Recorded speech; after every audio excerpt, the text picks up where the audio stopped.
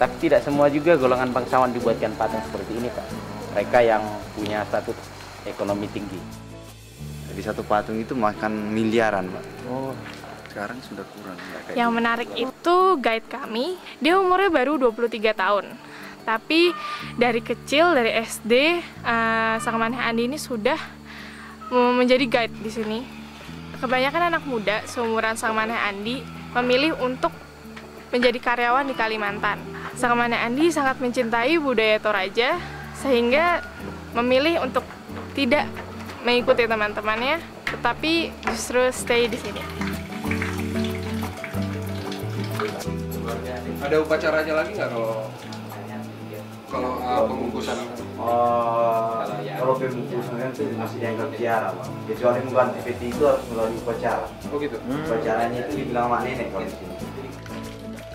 Sempat ngobrol dengan pemuda-pemuda yang mengantar kami masuk ke dalam. Nah, di situ bisa diperlihatkan patung-patung yang berdiri tadi itu, sedangkan peti-peti lama yang di depan tadi ada yang piran babi, ada piran hewan tadi. Nah, itu di situ itu dulu pada zaman dahulu masyarakat itu menaruh mayat digantung seperti itu karena biar enggak dimakan binatang buas atau diambil binatang buas. Makanya mereka itu menggantung mayat-mayat itu di tebing-tebing yang kita saksikan tadi.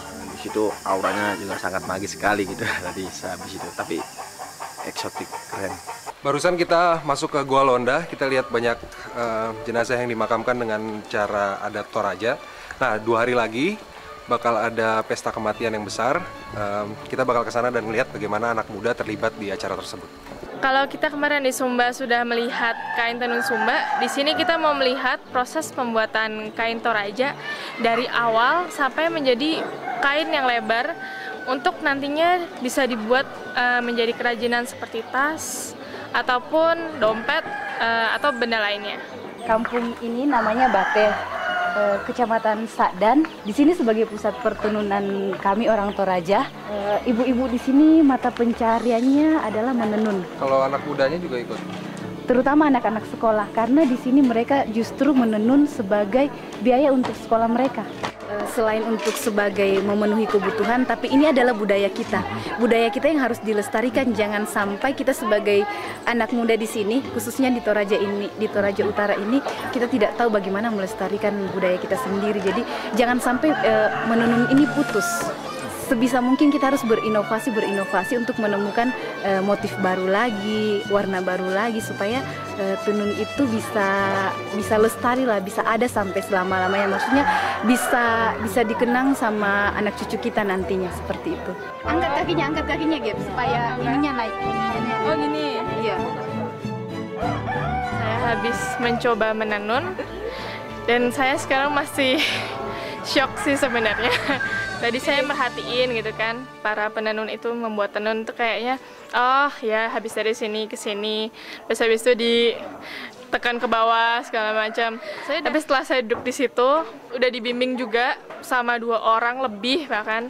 Tapi saya malah, aduh ini gimana, saya takut ngerusak kainnya malahan gitu kan. Intinya sih bikin tenun itu sangat kompleks dan saya masih belum bisa sampai sekarang. Sejauh ini kalau saya lihat dari di Sumba dan di Toraja, anak-anak mudanya tuh bisa dibilang cukup cepat dewasa ya, karena mereka dari kecil udah dikasih tanggung jawab yang besar.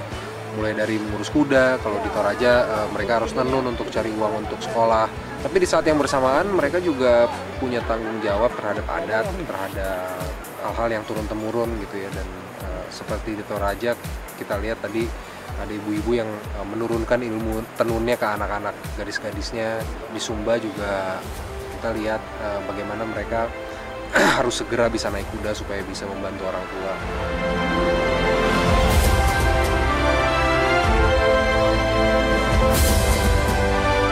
Dari ngopi jadi lebih menghargai tenun.